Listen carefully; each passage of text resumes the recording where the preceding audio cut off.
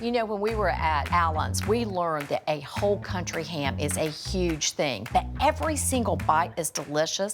This is my favorite thing to do with some of the trimmings and the end bits and so forth, because this is the start of a wonderful recipe that I call ham salad. So what I'm doing is I am coarsely chopping about a fist-size hunk of my country ham, and I'm gonna put it in a food processor. Now the ham is salty and briny and smoky, and it's strong. So although that flavor is great on a biscuit, sometimes it's a little bit too much for the ham salad. So what I like to do is to blend it with a little bit of so-called city ham. And by that I mean a ham like you might put on a sandwich. And I generally use about an equal portion of the country ham and the city ham. So I'm gonna cut it into some cubes that will fit in my food processor. Let me add that. And then I'm gonna pulse this up until it is finely chopped. All right, I'm gonna add a couple of other things to the food processor. The first is a good splash of some good bourbon. I love ham and bourbon. This is gonna give us some liquid and then just some incredible flavor.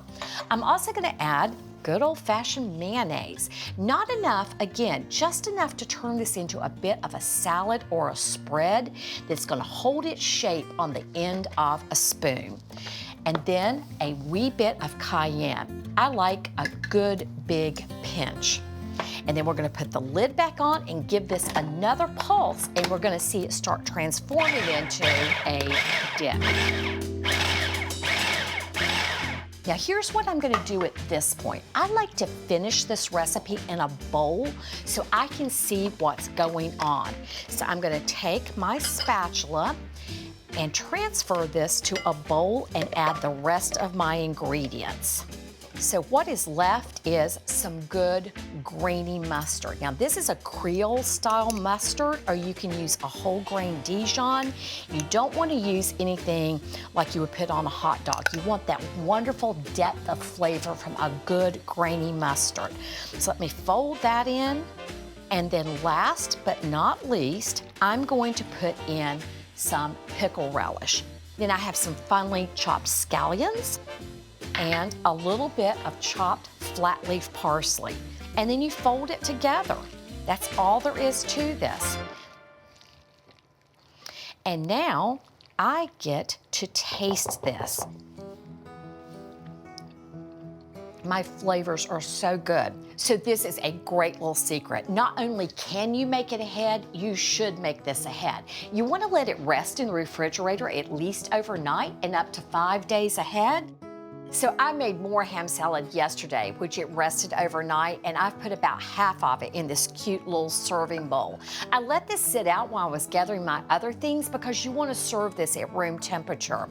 So let me tell you what I like to serve with it to make a snack plate. I have some cute little pickles, and then I'm gonna put a little bit more parsley on top of this for good looks. I'm gonna put the mustard jar right on the plate, so if people want a little more mustard, they can serve it right up. And last but not least, I'm gonna put out some great crackers. And look, we have a whole party on a plate. Let me show you how it comes together. So I'm gonna put a little of my ham salad on there, maybe a little dab of mustard, and let's see how it goes. I have the crunch of a good cracker. I have the smokiness of the ham, that little wisp of bourbon that comes up through there, the punch of the mustard. This is an amazing, simple recipe that tastes like it was really a lot of trouble. And it's gonna keep for days. So you can serve your guests, you can serve yourself. This is in some ways like just a nice version of an old farmstead lunch.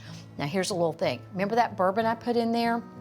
I think a good bourbon cocktail is the perfect thing to serve with this. You have an entire party thanks to the trimmings of a good old country ham.